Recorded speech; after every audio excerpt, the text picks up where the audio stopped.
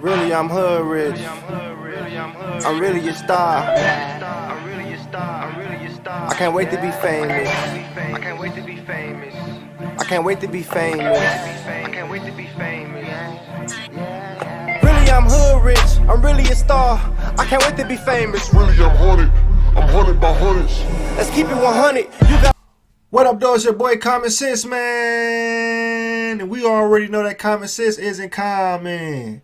Alright, look, so today, man, we have Bobby Shmurda and Vlad TV called in Michael Vick Childish. Now, this video is a teaching moment, and that's why I'm bringing it to the peoples.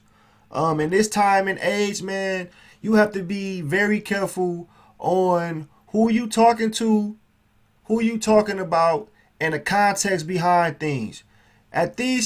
Listen, it's important, man, especially as a man, to not be going off no he say, she say shit and only go off of what you know for a fact.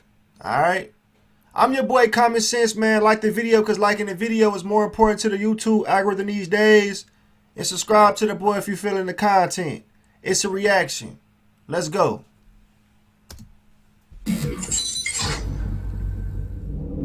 Me and Michael Vick, I know the quarterback, we got into almost an argument because he was like, nah, I'm not going to leave my friends behind. I'm going to bring all my friends with me. And I'm like, your friends were running a dogfighting operation at your property and you went to prison over that. Some of them even snitched on you. Yeah, you know what I'm saying? But I don't regret my decisions. I'm like, really? Because that seems like a bad, you went bankrupt. Those guys, you lost your deal.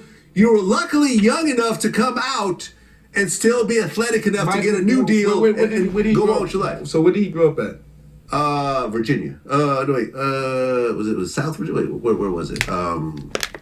Virginia? Wherever you know it is. Hold on. It's the same place as Iverson.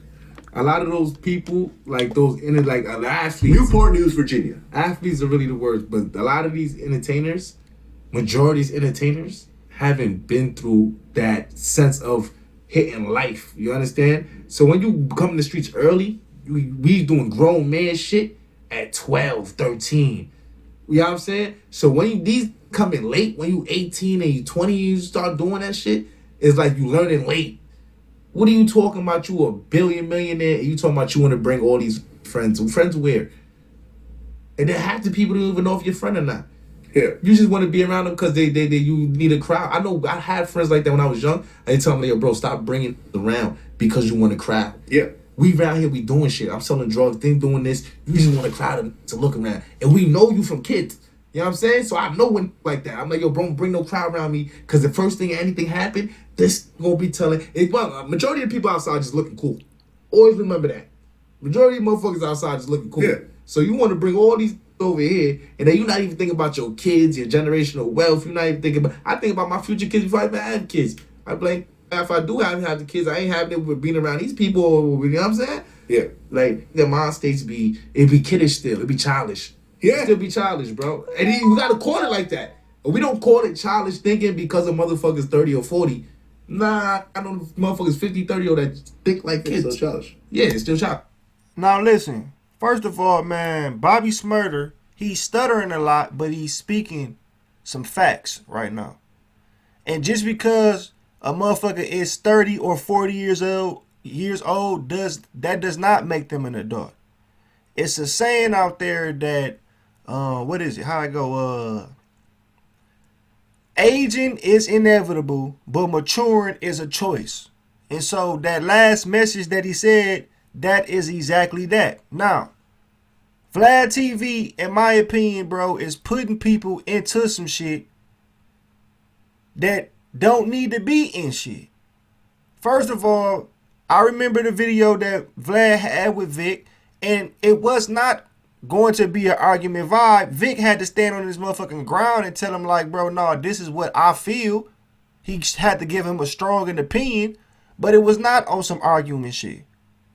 But this is why it's important to have black platforms, because sometimes we have other races in our business because we are the more entertaining group of people, and they stir shit up between or amongst us. Like I said, Vlad is possibly putting Bobby Shmurda and Michael Vick against each other because Bobby Shmurda is pretty much calling Michael Vick childish. And even though I understand his context, like he's not really calling Michael Vick personally, Michael Vick childish, but we living in a world where you can't use you can't bring up people names and use that shit in a sentence, bro, and not expect people to take it as you talking about him, you talking about me. You can't even get mad if a motherfucker take it the wrong way.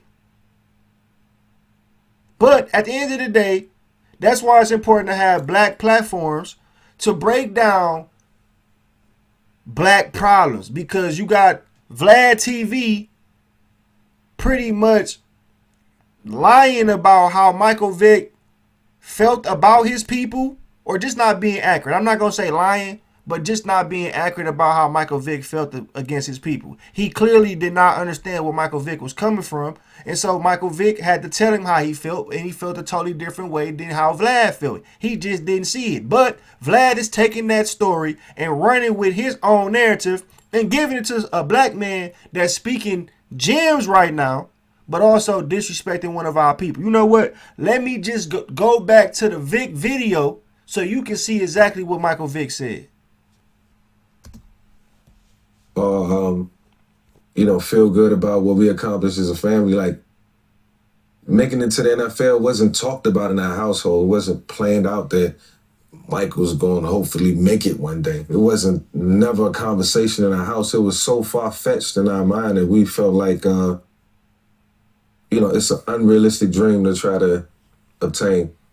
And so we all knew how blessed we were, like, when it happened. And so, I bought my mama a house, bought my aunts and all my cousins that I was close to cars, and I was able to give them money and just get everybody life started and give them a subtle opportunity to, move forward in life and not be, financially stressed, to be financially free.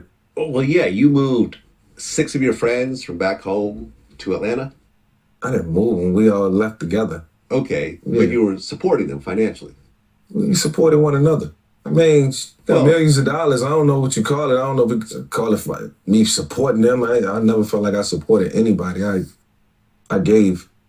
I gave. I was a real, genuine person with my money, and I had enough of it. And we all struggled together. We fought together. We laughed together. We cried together. We lost friends together. We all, was a tight-knit group. And so we just tried to, be just like any other group of friends, close-knit, stick together. I mean, is this sort of a Newport News thing? Because Allen Iverson kind of had the same thing going on. He would always have a big crew from back home with him. Yes, man. You got a crew? Yeah, but I don't financially. All right, now listen, hold on. Understand how out of touch that question was. I mean, is this a Newport or whatever, Virginia thing? Like, bro, no, that's a poverty thing. When I said earlier, man, it's important to have black platforms to be able to break down black problems, because certain races just don't get it, or certain groups just don't get it. This is what I mean. Vlad is clearly out of touch with the black community, because he wouldn't, if he was in tune, he wouldn't have asked that dumbass question. To me, that was a dumbass question. It's a poverty thing. It's how every kid in every ghetto feels when it comes to friends and family. If they make it, the family make it, the friends make it, because we are going through a whole bunch of trauma shit, a whole bunch of negative, bad news shit all the time. We going through that shit together. Therefore, if any type of light come into play, we going to feel obligated that this person is owed something. Now, as you get older, you understand that nobody is owed nothing. So, like I said, Michael Vick, to me, he's not wrong, But to me, Michael Vick was young and did not have no financial literacy at all back then when he was in his 20s. And he understood that.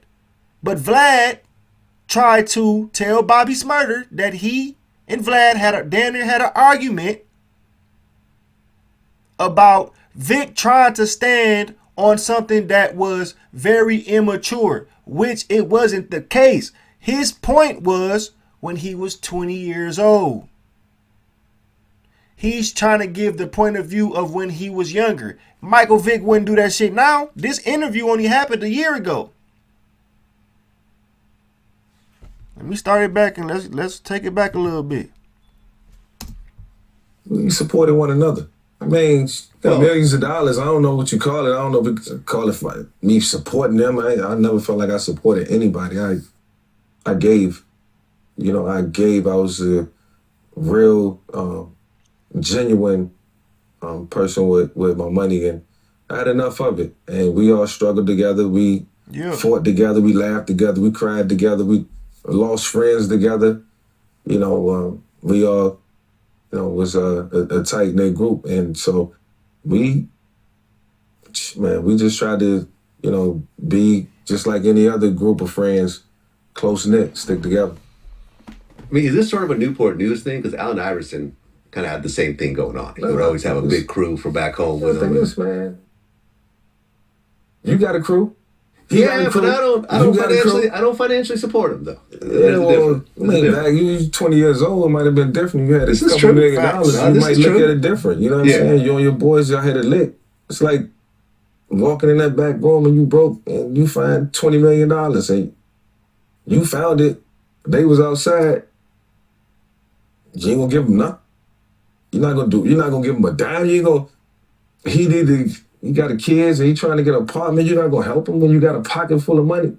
It's a tough situation. No, it's not a tough situation. I don't think it's a tough situation. I've dealt with it. I've dealt with friends, and it's always. I don't think it's tough. It's always they're your best friends until the one time you tell them no. That's true. And then it turns very ugly very quickly. Now, this is the interaction that Vlad is saying Dan is about to argue, or we was finna argue about a conversation about supporting friends and family members. And it wasn't, to me, I didn't get no argumentative vibes at all. I just seen that Vic saw that Vlad didn't understand what he was saying, so he got a little bit more stern on what he was standing on. And Vlad just didn't get it. But if you find $20 million, right? Let's say, we found $20 million in, we playing with our friends or family, however you want to say it, and they was outside when you found this $20 million. Of course, you gonna give these people some money, especially if they got a bunch of problems going on. The way Vlad is talking, it don't sound like he would do that. If Vlad was growing up with us and that was the situation, we would consider Vlad a bitch ass nigga. Right? A selfish ass nigga. A fake dude. Right? Now, to me, it's nothing wrong with giving them family members, them friends, whoever was with me when I found the money, to give them some money. To me, it's only right. But I'm going to tell you what we not going to have. And what I think a lot of people that run into money in the black community, they don't really have this. They might feel that they owe certain things, but you can't blame them for that because a lot of folks have been with folks during their worst moments. But what we not finna have is, if I found the $20 million and my peoples was outside, but I found it, ain't nobody finna come up in this motherfucker and say, oh, we finna split that down the middle. That's ours. No. And I don't think for 1 second that Vic ever felt like that or allowed his people to be a part of his situation like that. He just wanted to help the motherfuckers that was there with him when he didn't have nothing. And ain't nothing wrong with that. But again, Vlad TV putting Bobby Shmurda in the shit and they calling Vic childish. But Bobby Shmurda was speaking some real facts. So we gonna go back to that video at some point because he was speaking facts, and I feel like the people do need to hear the rest of what he was saying. Didn't have to tell them no on a lot of occasions, and they didn't have to tell me no. Okay. And I knew at the end of the day, with anything, a majority of them had my back in any situation. So it's a respect level, man. Like, I don't value a dollar, you know. I value, you know, loyalty. You know, I value respect. Facts. So, man, to me, at the end of the day, bro, Michael Vick, to me, sounded like at 18, 17, 18, 19, 20 years old, that he was a very mature young man, right? He seemed like he was the guy who, one of them kids that actually got it. That's probably why he made it to the NFL, because he probably actually got it. He understood at some point what was on the table. He sounded like he possibly could have been the oldest child for real, from the way that he's speaking. But when a motherfucker is young, bro, people is going to make bad choices when it comes to who they help out, who they feel like they obligated to help out, and when it comes to family, friends, and money. Now let's go back to the Bobby Shmurda shit, because he was speaking some gems, or dropping gems. Yeah, I feel you, man. And like with Michael Vick, it don't make no sense. This video keeps turning. Yeah, see, Vlad ain't like us. You know, he don't understand friendship or whatever. I'm like, this motherfucker, his friends sent him to prison when he was one of the top quarterbacks in the world. My friends sent my ass to prison. And my Your friends could have friends sent you to my prison. friends that I went to jail with could have said times like, yo, that was ours.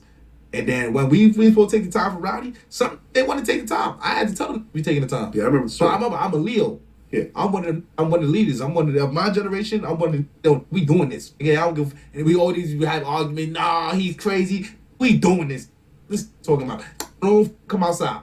Going to this bitch ass. Fuck raises. Mama raises. Get the fuck out. On that, you heard? But I get it. Yeah. But you can't. There got to be realities. Me, I'm at reality. I gotta pay bills. I gotta pay my mama bills. I gotta pay this bill. I gotta pay these bills. Yeah. Certain shit ain't happening. Yeah. When we was kids, when we was 18, 14, 15, living the day mom was trying to figure it out, cool. But you know they ain't no something? 20, 30-year-old, 40-year-old. Right. They ain't telling me no certain shit. And you know something? All the shit you're doing right now, paying the bills, doing these deals here, doing these interviews, doing these shows, one dirty gun will fuck all that up. See, they don't look at it like that, though. You know why? Because One gun. You gotta One think, dirty gun. if a nigga don't got nothing going on, right? He's his mind state, so you gotta know who's who. I tell kids like that. If your friends tell you certain shit, you know, like this don't give a. He don't got nothing going on, and he's selfish. I took time for when I was rich as shit. When I was that rich shit, but I had money. Oh, I absolutely. took time. You know what I'm saying? The guy was a rich as shit. I had a couple $100,000, right? That's coming from the hood though. That's rich. You know, thinking You well, were the richest one in the and whole richest group. one in the group. I was the richest whole one in the group, and I still took time for my shit. I mean, my guys, right? Yeah. Came home, did all types of shit. You know what I'm saying? I came home, I spent millions on to why I came home, but still at the same time, I get that. So it's selfish to be selfish, bro. Growing up in the gang, I grew up with bros. And all my friends was older, so I learned shit I learned shit quick, and I know that my age they used to be more like childish, like I'm like we doing this, you know what I'm saying? So I was taught different, but these be bitches, bro. I'm trying to tell you, like I know I be seeing it, I see it all the time. I used to be a pit bull in the hood. I'd be whining on bitch ass all day. They be like chill, chewy, but I get it, you know what I'm saying? Mike Vick friends with selfish for that. They had nothing going on, and y'all know this whole football player with your bitch ass scared to go to jail because you scared your bitch dirty bitch. She's still sucking dick while you outside. You said you gotta be worried about scared to go you going inside and that bitch sucking dick outside. On this, you know what I'm saying, but I ain't gonna say nothing. You know what I'm saying? Because Shmurda on the set, Shmurda get on the set, I'll be pit bull on these. Right. But I gotta be classy. But I tell when you talk about that type of shit, he was a dickhead for that because his friends should have said, "Yo, I'm taking this time. You go make sure that I get that money, this that, because the next 4 or 5 years, if you go, I'm still be broke." I'm still gonna be broke. Facts. The same thing we want to take time riding them, they still broke. Right. No, man, it was a mess. I know Like, niggas who do that. Like you still, so the time that you're wasting putting on this pride shit or putting on this act is gonna f you up later. you know what happened next? One of his guys, I think it was his cousin, who snitched on him, try to show up to his 30th birthday party, ended up getting shot. You see what I'm saying? It's just a mess. Probably by one of his other friends. Yeah, that's what. Once again. Where he over here? He could have lost it all again during that whole situation. Because you got some dude who's trigger happy around you and thinking, I'm doing the right thing. All right, listen, man. At the end of the day, so listen, again, his perspective, he's putting it out there as Michael Vick still thinks this way. Again, all Michael Vick was doing was trying to tell this man how it was for him when he was 20 years old. He not saying that what he did wasn't wrong. He's just trying to, tried to tell Vlad what his mindset was when he was 20 years old. Vlad is out here trying to tell people, his audience, and telling Bobby Shmurda that this is how this man thinking today. Again, he's out of touch. And this is why it's important to have black platforms to break this type of shit down, because a lot of folks will take this shit out of perspective, out of context, and then you got Michael Vick. People call it Michael Vick childish. But this is the type of shit that these type of platforms do all the time. I'm your boy Common Sense, man. Like the video, because liking the video is more important to the YouTube algorithm these days. Subscribe to the boy if you felt the content. I'm doing what I always do, and I'm signing off. Peace.